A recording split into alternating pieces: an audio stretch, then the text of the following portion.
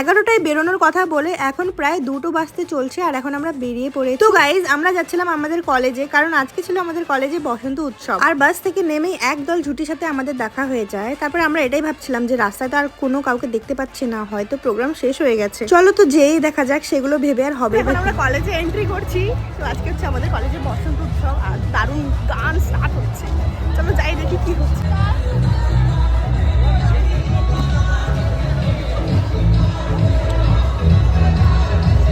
ঢুকেই যা দেখলাম সবাই নিজের ফ্রেন্ডস গ্রুপদের সাথে পুরো এনজয় করছে, তাই আমরাও স্টার্ট করে দিলাম ডান্স করা। আমরা যাওয়ার 10 মিনিট পরেই প্রোগ্রামও শেষ হয়ে যায়, কি আর বলবো। তারপরে এখানে একজন অপরজনকে ধাক্কা মারছে, জানি না কেন, সবাই পাগল হয়ে গেছে। তো গাইস দেখতে দেখতে তো হোলিও চলে আসছে, তো হ্যাপি হোলি টু এভরিওয়ান। দেন আমিও সবাইকে একটু একটু করে হোলি লাগালাম। তারপর আমরা চলে গিয়েছিলাম আড্ডা 99-এ। হ্যাঁ গাইস দেখে ভয় পেয়ে যাও না, এটা আমি। তারপরে এখান থেকে পেট পূজা করে আমরা বেরিয়ে পড়ি বাড়ির জন্য। তো আজকের জন্য এতটাই, দেখা হচ্ছে অন্য ভিডিওতে, বাই।